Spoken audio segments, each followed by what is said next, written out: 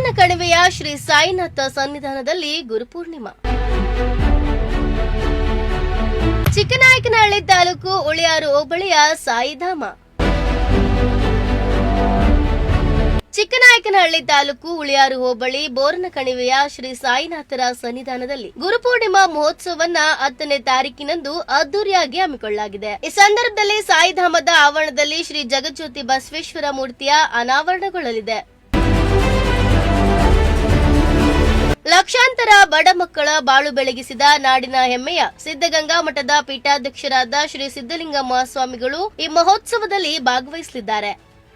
ಇನ್ನು ಇಲ್ಲಿ ಆಚರಿಸುವ ಗುರುಪೌರ್ಣಿಮೆಯ ವಿಶೇಷತೆಯ ಬಗ್ಗೆ ಭಕ್ತಾದಿಗಳು ಹೇಳೋದು ಹೀಗೆ. ಗುರುಪೌರ್ಣಿಮಾ ಕಾರ್ಯಕ್ರಮದಲ್ಲಿ ಕಾಕಡಾರತಿ, ಅಭಿಷೇಕ, ಪಂಚಾಮೃತ ಅಭಿಷೇಕ, ವಿಷ್ಣು ಸಹಸ್ರನಾಮ ಪಠಣ ಹಾಗೂ ಭಜನೆ, ಗಡಹೋಮ ಹಾಗೂ ಸಾಯಿ ಸತ್ಯನಾರಾಯಣ ಪೂಜೆ, ಮಹಾಮಂಗಳಾರತಿ ನಡೆಯಲಿದೆ.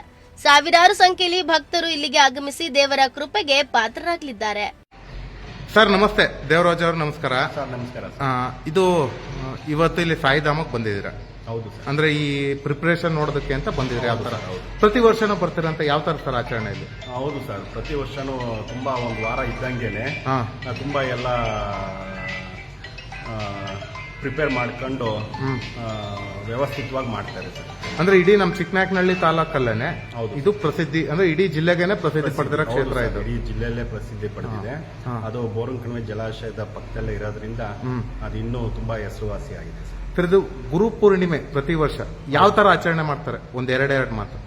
ಸರ್, ಇಲ್ಲಿ ಸುಮಾರು ಸಾವಿರಾರು ಸಂಖ್ಯೆಯಲ್ಲಿ ಭಕ್ತಾದಿಗಳೆಲ್ಲ ಬಂದು ಇಲ್ಲಿ ದೇವಸ್ಥಾನಕ್ಕೆ ಪೂಜೆ ನೆರವೇರಿಸೋದ್ರ ಮೂಲಕ ಅವ್ರು ತಮ್ಮ ಇಷ್ಟಾರ್ಥಗಳನ್ನು ಕೇಳ್ಕೊಂಡು ಅವರು ಈಡೇರಿಸ್ಕೊಂತಾರೆ ಸರ್. ಇದು ಬರುವ 10ನೇ ತಾರೀಕು ಗುರು ಪೂರ್ಣಿಮೆ ಇದೆ. ಯಾವ ತರ ಆಚರಣೆ ಮಾಡ್ತಾರೆ? ಏನ್ ವಿಶೇಷ ಇದೆ? ಗುರು ಪೂರ್ಣಿಮಾ ಬೆಳಗ್ಗೆ 6 ಗಂಟೆ ಕಾಕಡ ಆರತಿ, 7 ಗಂಟೆ ಶತನದೆ ವಿಷ್ಣು ಶಾಸ್ತ್ರ, 8:15 ಮಹಾಪಂಚಾಮೃತ ಅಭಿಷೇಕಂ, 10:15 ಗಣಪತಿ ಹೋಮಂ, ಸಾಯಿ ಹೋಮಂ, ಭಾವಾಭಿಷೇಕಂ, ಅಲಂಕಾರ, 12 ಗಂಟೆ ಮಹಾಮಂಗಳಾರತಿ, 1 ಗಂಟೆ ಅನ್ನದಾನ. ಜನ ಜಾಸ್ತಿ ಬರುತ್ತೆ ಇಲ್ಲಿ, 1 ಲಕ್ಷ ಜನ ಬರುತ್ತೆ, ಸ್ಪೆಷಲ್ ಬರುತ್ತೆ.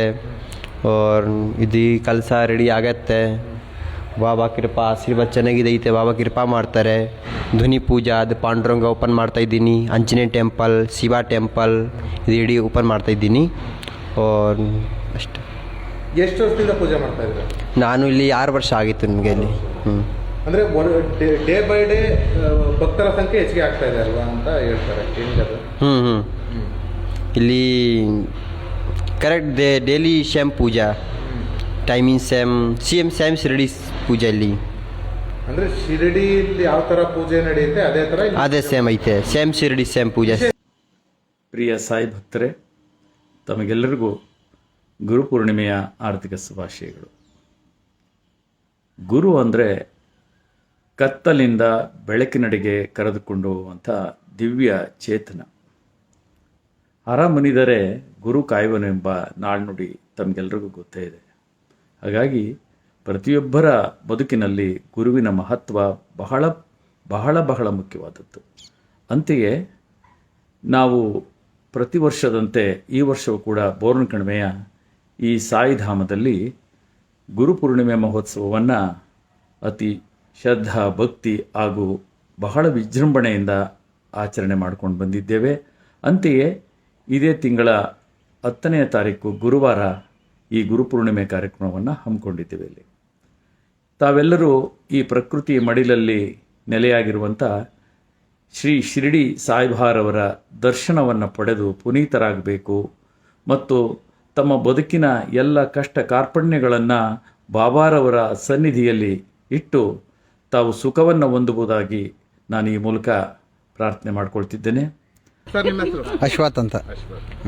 ಸರ್, ಯಾವ ತರ ಇದೆ ಕ್ಷೇತ್ರ? ಕ್ಷೇತ್ರ ತುಂಬ ಚೆನ್ನಾಗಿದೆ, ನೇಚರ್ ಚೆನ್ನಾಗಿದೆ. ಮಕ್ಕಳು, ಸಣ್ಣ ಮಕ್ಕಳಿಗೆ ಒಳ್ಳೇದಾಗಲಿ ಅಂತ ಕ್ಷೇತ್ರಕ್ಕೊಂದ್ಸತಿ ನೋಡ್ಕೊಂಡು ವಿಸಿಟ್ ಮಾಡ್ಕೊಂಡು ದರ್ಶನ ಮಾಡ್ಕೊಂಡು ಹೋಗೋಣ ಅಂತ ಬಂದಿದ್ದೀವಿ. ಇನ್ನು ಕಾರ್ಯಕ್ರಮದಲ್ಲಿ ನ್ಯಾಯಮೂರ್ತಿ ಬಿ ಬೀರಪ್ಪ, ಗೌರವಾನ್ವಿತ ಉಪಲೋಕಾಯುಕ್ತರು, ಕರ್ನಾಟಕ ಲೋಕಾಯುಕ್ತ, ಶಾಸಕ ಸಿಬಿ ಸುರೇಶ್ ಬಾಬು, ಶಾಸಕ ಟಿಬಿ ಜಯಚಂದ್ರ, ಮಾಜಿ ಶಾಸಕ ಕೆಎಸ್ ಕಿರಣ್ ಕುಮಾರ್ ಮತ್ತು ಮತ್ತಿತರ ಗಣ್ಯರು ಭಾಗವಹಿಸುವರು. ಚೇತನ್ ಕುಮಾರ್, ಪ್ರಜಾಶಕ್ತಿ ಟಿವಿ, ಚಿಕ್ಕನಾಯಕನಹಳ್ಳಿ.